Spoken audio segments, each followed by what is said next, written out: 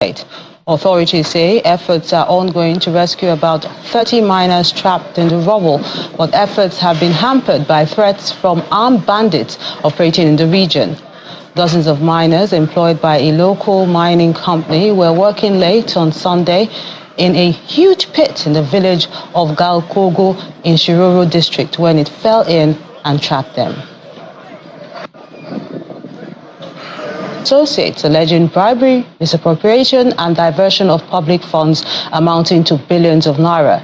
During the proceedings, the counsel for the sixth respondent, Mr. Jumo, challenged the appearance of the lead prosecution counsel, Yau Adamu, arguing that a specific person had been granted the fiat to appear in the case in securing them. The committee has recommended the investigation and prosecution of the former governor, Nasir El-Rufai, and some of his indicted cabinet members by security and anti-corruption agencies for abuse of office through the award of contract without due process, diversion of public funds, and money laundering.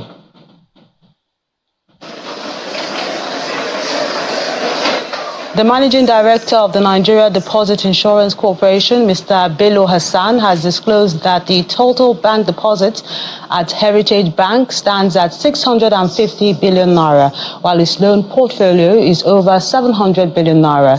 He has assured customers that the NDIC looks forward to ensuring the loan repayment within the next 6 months. Mr. Hassan says all depositors are currently being verified for onward payment of insured benefits of 5 million naira. While depositors with insured deposits above 5 million naira will be paid upon the sale of the bank's assets.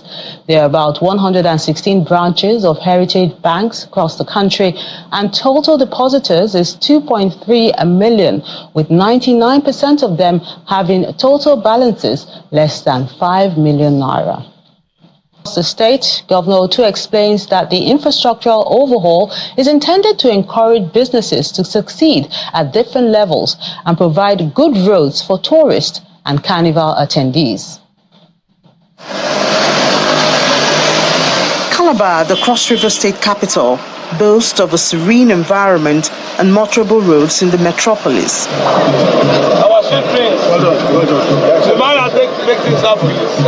Governor Basio Otu's administration says it is poised to deliver on its campaign promises by ensuring that the people's immediate needs are met. The construction and rehabilitation of several road projects have been undertaken. This symbolic commissioning signifies the administration's commitment to meet the needs of the people. In the name of the Father, in the name of the Son, in the name of the Holy Spirit. Coming into office, we look at the opportunities, we look at the different variables, we look at the level of poverty, security. We look at the deficits both in terms of infrastructure, education, health, and of course the gaps were so huge. And we made up our mind that the era of abandoned projects is over.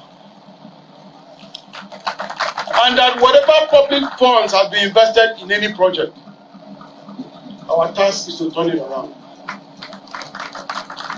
So we decided immediately to commoditize our environment ethically, to make sure there's a proper integrated structure that will promote our economy and also enhance the dignity of living and to give our people hope for a greater tomorrow.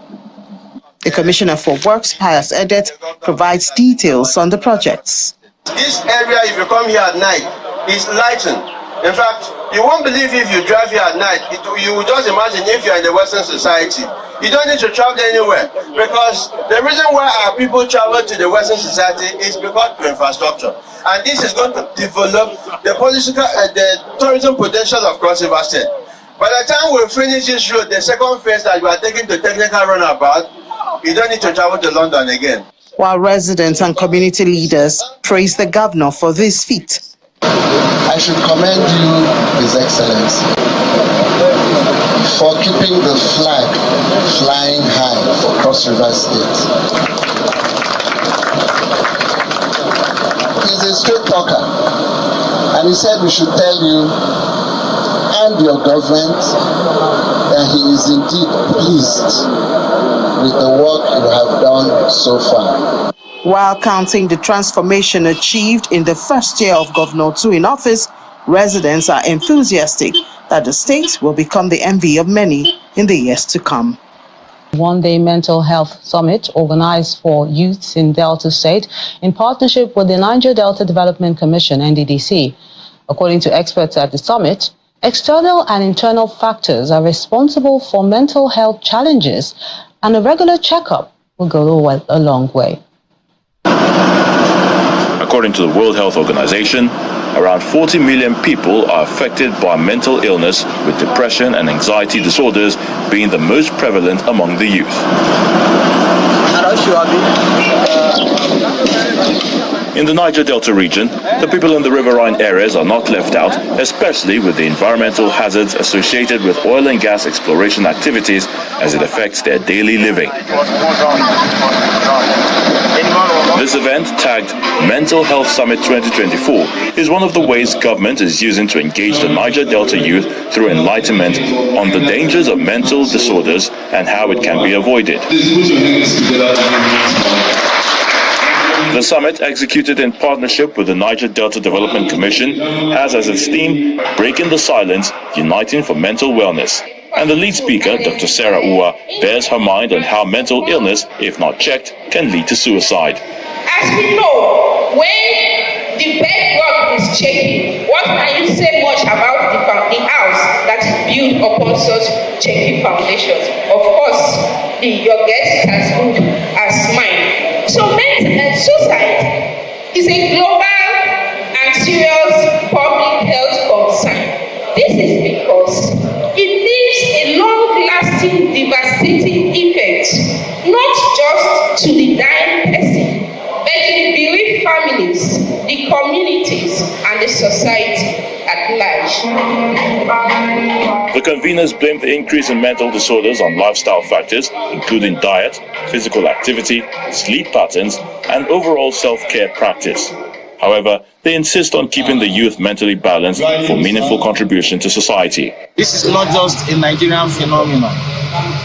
The need to tackle an issue that is disturbing the entire world has become very necessary. And it's a thing of praise that the NDDC considered this necessary to start sensitizing people about their own mental health.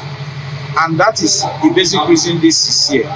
The NDDC, the MD-NDDC, and the Niger Delta Development Commission decided to support this program, to go around to the region to assist them in advocacy on the need to take care of your health in order not to lead to mental breakdown and mental illnesses. Others attribute mental disorders among the youth to the intake of illicit drugs. Most of the people who are suffering from negative health situation, mental situation, did not arise overnight. It's a accumulation of what they have taken or not taken. This initiative by the NDDC and the youth of the Niger Delta has been described as a welcome development. But more needs to be done to further drive the message to every other Nigerian youth. Suicide itself means Housing Extension, which claimed the life of a retired director of the State Universal Basic Education Board, Mr. Anselm Etuk. The delegation was led by the Deputy Governor, who also chairs the State Emergency Management Agency and the Interministerial Flood Disaster Management Monitoring and Coordinating Committee. She has appealed to victims to leave the buildings to a safer place and reiterates that the state government remains committed to mitigating flood disasters. We have the design of the estate indicating where the water channels should be taken to.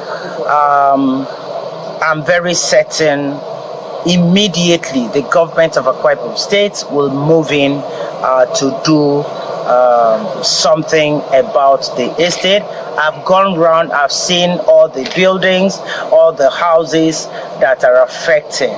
I want to emphasize and advise our people, please, when you want to build with the mindset for the future.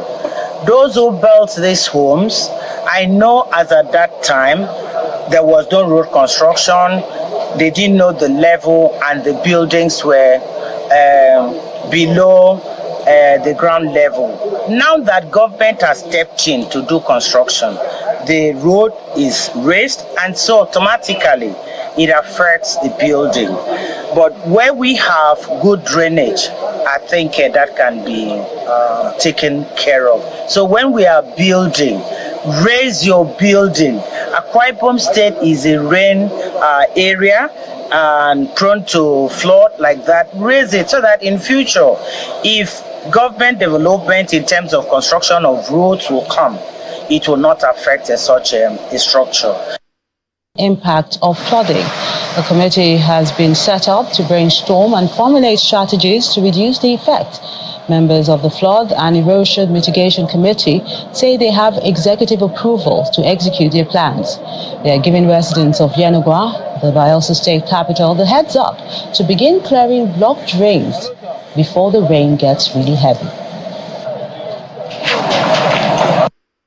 Erosion and flood are twin disaster. So we have to let him know that we are not only talking about flood, we are also talking about erosion. Centers we've been able to visit, and what measures we need to put in place, we let His Excellency know about it. These are the few things we really discussed, and we had an agreement. And for Yenagoa particularly, the flood measure, which we have to mitigate it. We need to do it 3 times a year, minimum of 3 times, so that our channels will be open to swallow any water coming from the rain to really cause devastation to our people. Our plan was to start from about March, when the first rains are coming, so that by this time we should have been on the second phase to be able to keep them still open, so that we can now see whether there's any other thing apart from rain that is creating this problem. But if we do it for 1 year, I think everybody will be happy that the flood we used to see, we will not see it that much in Yenagoa. People have been rescued from that site so far after an emergency response team was deployed by the federal government to the mining site in Galadima, Akuru, Shiruru local government area. And that's according to a statement from the Minister of Solid Minerals Development, Mr. Dele Alake. It adds that the government is committed to conducting a thorough investigation into the underlying causes of the disaster to avert a recurrence. Earlier, the spokesman for the Niger State Emergency Service Agency, Mr. Husseini Ibrahim, confirmed that about 30 people were trapped beneath the rubble as rescue efforts continued.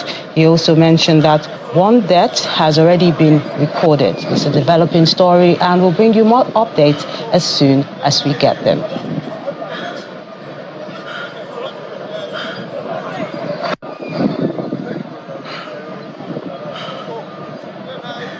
Maritime security operations in Edo State. He made a commitment during a courtesy visit to Governor Godwin Obaseki at the government house in Benin City, the state capital. He said the Nigerian Air Force 107 Maritime Group Formation in Benin has the capacity to deal with the threat of insecurity around the waterways. On his part, Mr. Obaseki said the state needs all the help it can get from the Air Force at this time due to the increasing activities of bandits in the coastal areas. Benin is today host to one of the most important operational units in the Air Force, and that is the 107 Air Maritime Group. The group is primarily tasked with the responsibility of maritime air surveillance of Nigeria's maritime domain in concert with Nigerian Navy, Joint Task Forces, and other maritime security agencies. The 107 Air Maritime Group serves as a formidable deterrent against sea-based threats, providing aerial surveillance and security for our nation's vast coastline and rich marine resources. Its strategic location in Benin enables rapid response to the Gulf of Guinea to provide security for offshore oil platforms, sea lines of communications, and fishing activities. These efforts also foster regional cooperation and strengthen our nation's position as a leader in maritime security in the West African sub-region. We have a few challenges, which we spoke about, and we're going to be calling on you. And this one that relates to our maritime, border, particularly the Obia River axis, where, as a brigade commander, I will inform you, we've been having a running battle with bandits and terrorists in the last few months. We have people who, using the Obia River, bringing arms and are engaged in all sorts of nefarious activities, from illegal logging into imposing, taxes on local communities and illegal occupation of our forests. We will need quite a bit more surveillance on that axis, and we'll be letting the AVM on the know and the specifics to whatever surveillance support that we can get to support the activities of the brigade and the DSS. We really appreciate it. Used to spark debates and controversies across strata. In this next report, our correspondent Kelly Giga x-rays the views of residents, the government, and policy analysts in Calabar, where the project is expected to terminate. And we're quite expectant that that policy would open up the economy of Cross River State. Cross River State is quite a promising economy with a lot of prospects. But the fact that the road network hinders our connectivity over time. So the coastal highway, it's a well thought out program. I think the road is a good thing for not just Cross River State, all the coastal states that the road will go through. America's development started by road constructions, right? There are major assets that in some places is even one of the features that they put in almost all their promotional materials at their coastal highways. Some people will say, why don't we fix the old existing roads and all of that? But the existing roads have their own economic impact in the country. The coastal road has a different economic impact. It's not only going to favor trade in the country, it's also going to support the inter-Africa trade agreements being done by about 55 countries. The commissioners suggest simultaneous construction from both ends of the highway. Our reservation is that we're hopeful that this time around going forward, it will be given the impetus that it deserves. But we're quite elated and we're quite expectant, and we're looking forward to get the derivatives that are coming with that. A lot of things have been told to us in the past, promises made and never met. So until we see a chunk of the population would like to see things happening before they believe they will happen, right? But so the perception on the streets is this real?